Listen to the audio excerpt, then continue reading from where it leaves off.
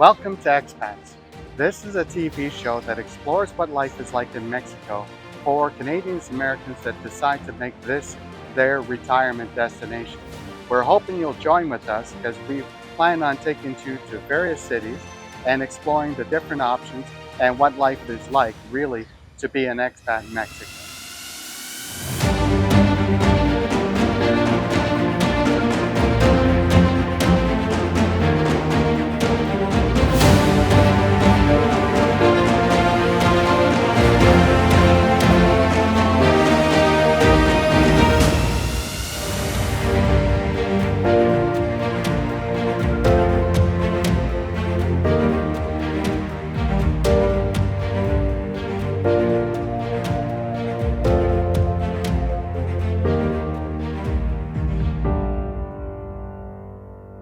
Okay, so I might as well point out the obvious that I am not the normal expat because one, I am not retired yet, and the reasons I came down to Mexico wasn't for retirement.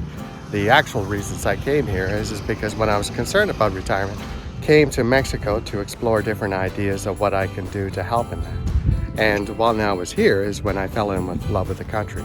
But also when I was here, met my wife, who is from Mexico. Hold on, I suppose. Hola! So that's what this show is actually about. It's about my experiences in Mexico with my Mexican wife and how we've adjusted to life in Mexico. So for the most part, we'll be going to different places like downtown Guadalajara, showing you all the different places you can go and see and how you can make the best point of enjoying your time here in Mexico. Plus, we'll also discuss a lot of the different things that I've became aware of or understood or learned while I was here, such as things that are really good to see and do, but there's also a lot of things that aren't really talked about, that aren't really bad things, but they should be things that you should be aware of. Like, for instance, is there a gringo tax? Is there a gringo tax, mi esposa? Yes, I'm sorry. I don't talk English. No hablas English. Lo siento. Not on that one anyways. Her English is not bad, but it's not great, so hopefully you guys would be patient with us.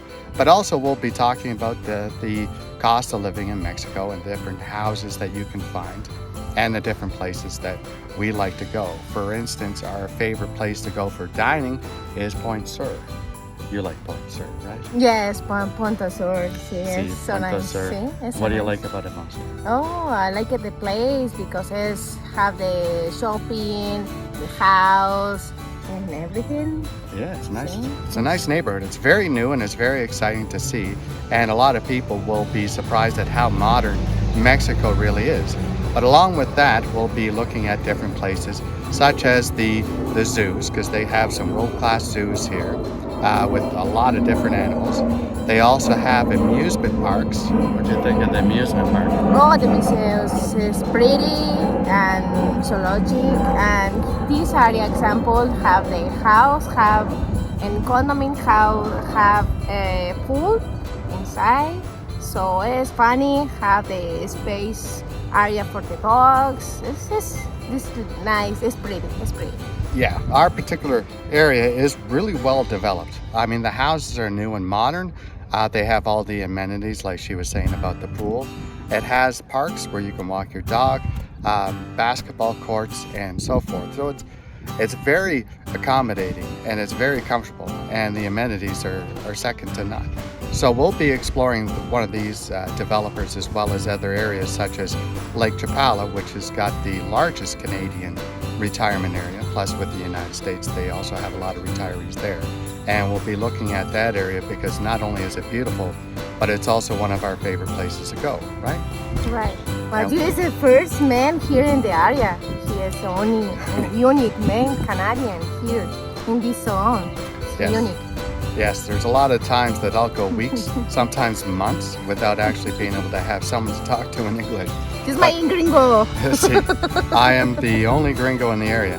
In fact, most of the places that I go to will be mostly Mexicans and nationals. So you'll see a lot of the times we'll be taking you to places and we're going to have parties and we'll be meeting a lot of the locals and sharing those experiences. And yes, there will be piñatas because how can you have a Mexican party without piñata? That's it. But along with the houses and the different cultures and the history, we'll be looking at different things as well that you'll be able to experience when you're here and enjoy. So hopefully this will be a video that will not only enlighten you of all the positives that Mexico has to offer, but give you insights of some of the subjects that you should know about. They're not necessarily bad, but they should be things that we need to talk about. And so you're not surprised by why you get here. Because there was a lot of things that I found pleasantly surprising, and there was a lot of things that I found kind of, wow, I didn't know that happened. So we're going to explore those, and we'll show you the reasons why we decided to pick Guadalajara as our destination of choice. Now, like I said, a lot of people are going to be in the Chapala areas and other areas that are more off the beaten path or closer to the beach. But we chose Guadalajara simply because it's where her family is. But it's also very conveniently located that we can take a flight to either Cancun or Puerto Vallarta and other locations, which is really, really cheap because we can get a flight for almost as cheap as a bus ticket in Canada. So, you know, we're going to explore these places, and hopefully you get as much enjoyment out of this video as we did make. So, thanks for joining us, and we'll see you soon. All right, so one of the main ways to get around in Mexico is by moped. And honestly enough, this is completely new for me because back at home, I drove an F-150. So honest to God, this is actually kind of fun in comparison. But it is the most economical way to get around town, and it is very enjoyable. Truth be told, that these things are very powerful and very fast. I mean, it goes up to 120 kilometers an hour. I'm not exactly sure who would go that kind of speed, because it certainly wouldn't be me.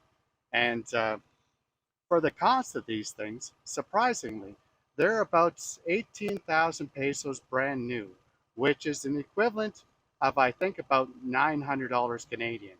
And if I could buy one of these things in Canada for that price, I would, because these things are awesome. Truth be told, I mean, they're the most fun thing I've ever had to drive around. And most of the places we go, there's very little traffic. There's very little problems. So it's great. I mean, are these things safe? Fuck no. These things are definitely not safe, especially if you actually plan on going 120 kilometers an hour. As far as being fun goes, yeah, they're a lot of fun. So, honest to God, I can see why they're popular. What is going on with the dogs in Mexico, honey?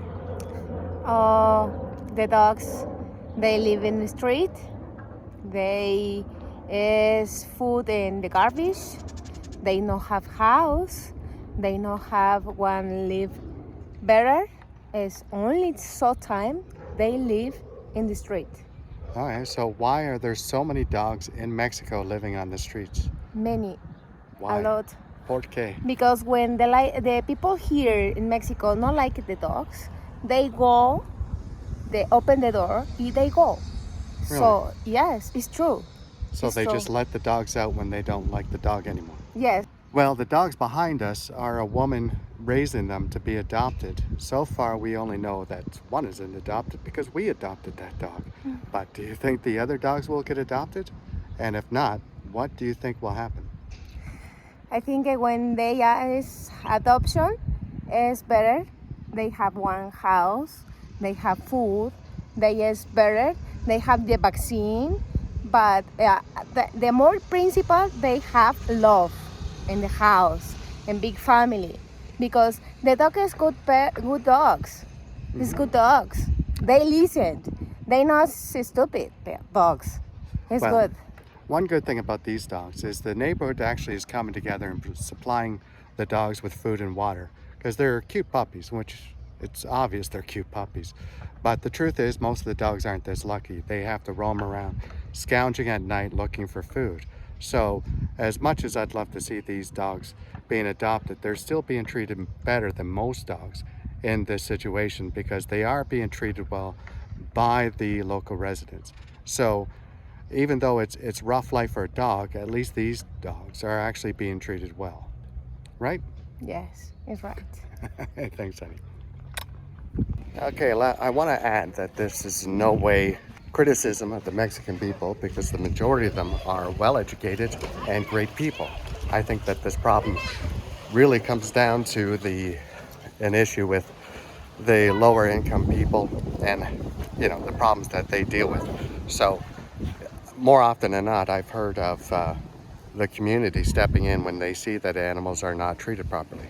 What I do find kind of outrageous is a post that I got from this woman that talks about winter dogs, about Canadians and Americans coming down to Mexico and basically having dogs for the winter and then abandoning them as they go back to Canada and the United States, which is absolutely horrible, because I can understand this being a problem for the low earners in Mexico. But people got to understand, a lot of countries have their own inherent problems, and the last thing they need is foreigners to be coming here and adding to those problems.